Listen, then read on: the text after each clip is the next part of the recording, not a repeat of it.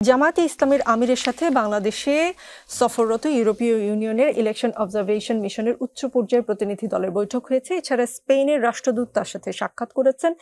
গণমাধ্যমের খবর বলছে বাংলাদেশ জামায়াতে ইসলামী শুধু গত ৪ থেকে ১৭ সেপ্টেম্বরের মধ্যে ১০ দিনে ১৫টি দেশের রাষ্ট্রদূত, প্রতিনিধি ও কূটনীতিকদের সাথে সাক্ষাৎ ও বৈঠক করেছে। আর গত বছর ৫ আগস্ট আওয়ামী লীগ সরকারের পতনের পর এক বছরে এ ধরনের বৈঠক হয়েছে অন্তত ৩০টি দেশের সঙ্গে। গত ২ সপ্তাহে চীন, রাশিয়া, ফ্রান্স, অস্ট্রেলিয়া, যুক্তরাজ্য, পাকিস্তান, ব্রাজিল, ফিলিস্তিন, Singapore, Netherlands, Estonia, Poland, Luxembourg, Vatican City ও ইউরোপীয় ইউনিয়নের রাষ্ট্রদূত ও কূটনীতিকদের সাথে জামায়াতের নীতি নির্ধারকরা সাক্ষাৎ ও বৈঠক করেছেন। এসব বৈঠকের পর সংবাদ বিজ্ঞপ্তি দলটি থেকে প্রকাশ করা হয়েছে। জামায়াতে ইসলামী অতীতের যে কোনো সময়ের তুলনায় বিদেশি কূটনীতিকদের সাথে সাক্ষাৎ করছে, দেশের রাজনৈতিক পরিস্থিতি নিয়ে আলোচনা করছে। এসব তৎপরতার পেছনে কি লক্ষ্য থাকতে পারে বা আপনি কি দেখেন? না, জামাত ইসলামী তো একটা শাসক দল হয়ে ওঠার চেষ্টা করছে, বিদেশিদের সাথে বৈঠক করছে, এটা তো ভালো। কিন্তু এই বৈঠক করতে যে আমি আপনাকে দুটো উদাহরণ দিতে চাই। কিছুদিন আগে তারা চীনের পার্টির প্রতিনিধিদের সাথে একটা বৈঠক করতে যেয়ে বলেছে আরাকানে একটা স্বাধীন, মুসলিমদের জন্য একটা স্বাধীন রাষ্ট্র করে দিলে ভালো হয়, এরকম একটা কথা বলেছে।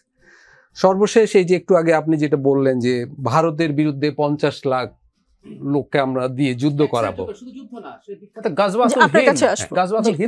আমি বলছি যে এই ধরনের উক্তিগুলো মনে করেন আরাকানের ওইটা পরে জামাত ইসলামী আবার প্রত্যাহারও করেছে। আমি জানি না সর্বশেষ যেটা বলেছেন এটা প্রত্যাহার হবে কিনা। আমি শুনেছি জামাতের নিজস্ব যে ওয়েবসাইটগুলো আছে সেগুলোতে তারা এই অংশটা কেটে প্রচার করছে এখন।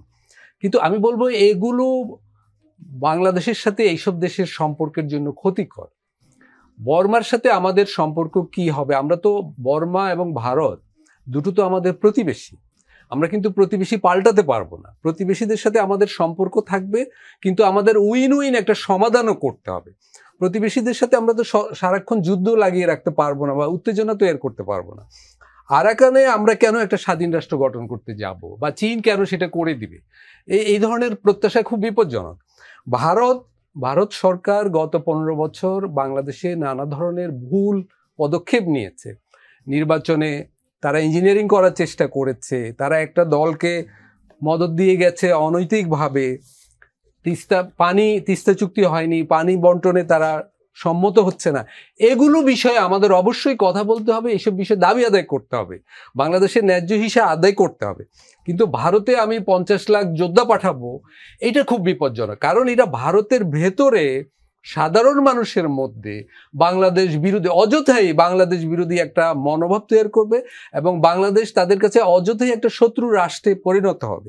এখানে আমি একটা জিনিস বলতে চাই, দেখুন গত যে আমাদের এখানে গণতন্ত্রের আন্দোলন হয়েছে, ভারতেও অনেক শহরে, শুধু পশ্চিমবঙ্গে নয়, বাংলাদেশের এই আন্দোলনের সমর্থনে বহু মানুষ দিনের পর দিন রাস্তায় দাঁড়িয়েছে, মিছিল করেছে, মিটিং করেছে।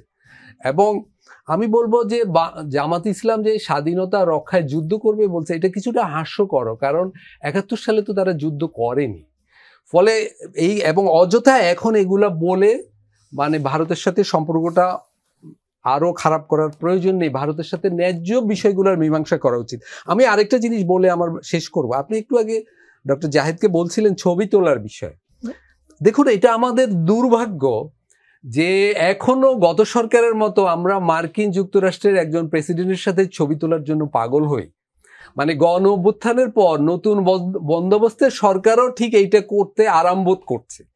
দ্বিতীয়ত সেই ছবি আবার সত্য না মিথ্যা সেটা নিয়ে আরেক দল পুলকিত হচ্ছে।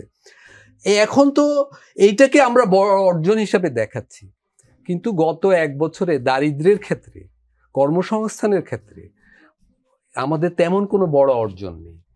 আমরা সেই অর্জন ছাড়াই এখন আকবর সাহেব বলেছেন যে আমাদের যদি আমরা একটা নির্বাচন করতে পারি তাহলে কিন্তু সব সমস্যা হয়ে যায়।